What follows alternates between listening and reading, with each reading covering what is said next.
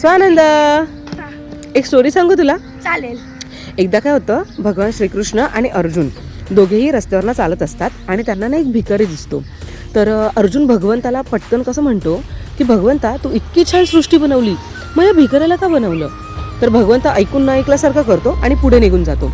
तर अर्जुनाला ना या भिकाऱ्याची खूप दया येते. अर्जुन त्याच्याकडे जातो आणि त्याला भरपूर सोन्याची नाणी देतो. आता हा भिकारी खुश होतो की मी श्रीमंत होणार, मी मोठा बंगला बांधणार, अशा पद्धतीने विचार करत तो चाललेला असतो. इतक्यात काय होतं, रस्त्यात एक चोर येतो, ती सगळी त्याची नाणी तो चोरतो, तो निघून जातो. आता हा बिचारा रडत रडत घरी जातो. दुसऱ्या दिवशी परत येतो, त्याच जागी भीक मागायला बसतो. आता हा अर्जुन आणि भगवंत परत त्याच रस्त्यावर चाललेले असतात. तर अर्जुन बोलतो, अरे ह्याला कालच एवढी सोन्याची नाणी दिली, हा परत इकडे येऊन भीक मागतोय. अर्जुनाला त्याचा राग येतो. तो परत त्या भिकाऱ्याकडे येतो. बोलतो, तुला काय आलं रे, काल एवढी नाणी दिली, काय केलंस त्याचं? तो बोलतो, काय सांगू, माझी सगळी नाणी चोराने चोरून नेली. तर त्या अर्जुनाला परत दया येते. तो काय करतो, त्याला ना मोठा डायमंड देतो. आता डायमंड म्हटल्यावर ऑफकोर्स ते गोल्ड कॉईनपेक्षा खूप जास्त तो व्हॅल्युएबल आहे ना, हा रिअल डायमंड. तर तो देतो. भिकारी पुन्हा खुश होतो, अरे आता मी तर खूपच श्रीमंत होणार, माझ्याकडे इतका छान डायमंड आला, मी तो विकणार, भरपूर पैसे, असं वगैरे विचार करत चाललेला असतो. घरी जातो आणि बोलतो, आता हा डायमंड मला जपून ठेवला पाहिजे, नाही तर परत चोरी व्हायचा. तो काय करतो, घरामध्ये ना एका मडक्यामध्ये तो लपून ठेवतो. त्याची बायको सकाळी उठते, तिला जायचं असतं पाणी भरायला.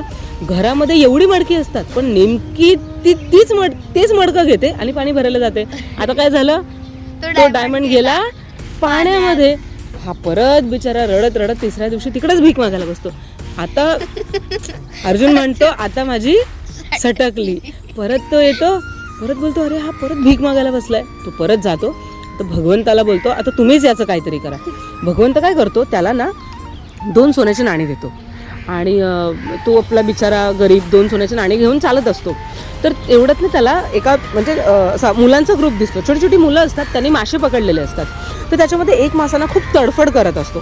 तर हा काय विचार करतो, तसं पण भगवंताने मला 2 नाणी दिली, त्या 2 नाण्यांचं मी काय करणार आहे, काय विकत घेणार आहे त्याच्यापासून.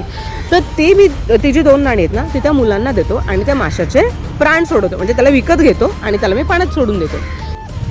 आता असा विचार करून आहे ना, तो भिकारी त्या माशाला विकत घेतो.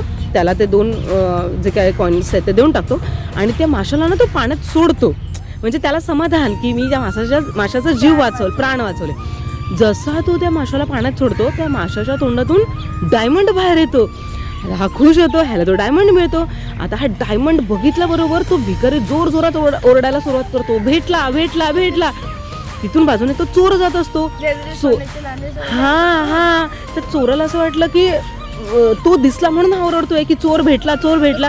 तो धावत धावत त्याच्याकडे येतो. बोलतो, अरे तू असं ओरडू नको, सगळी पब्लिक इथे जमा होईल आणि माझी धुलाई करेल. तर तो बोलतो, तुला काय पाहिजे, सोन्याची नाणी पाहिजे ना, मी तुला देतो. सगळी ती चोरलेली सोन्याची नाणी ह्याला देऊन टाकतो. आता ह्याच्या एका हातात डायमंड, दुसऱ्या हातात सोन्याची नाणी. आणि हे सगळं दृश्य अर्जुन बघतो. धावत धावत भगवंताकडे जातो. भगवंताला बोलतो, तू तुझी काय लीला आहे ही, तू काय केलास चमत्कार. तेव्हा भगवंत जे उत्तर देतो ना, ऐकण्यासारखं आहे. भगवंत काय म्हणतो की बघ, ज्या वेळेला ना तू त्याला सोन्याची नाणी दिलीस, त्यावेळेला त्याने फक्त स्वतःचा विचार केला. ज्या वेळेला तू त्याला डायमंड दिलंस, त्यावेळेला त्याने फक्त स्वतःचा विचार केला. पण ज्या वेळेला मी त्याला 2 नाणी दिली ना, त्यावेळेला त्याने दुसऱ्याचा विचार केला, म्हणून मी त्याचा विचार केला. So moral of the story is की नेहमी आपण दुसऱ्याचा पण सगळ्यांचा विचार केला पाहिजे.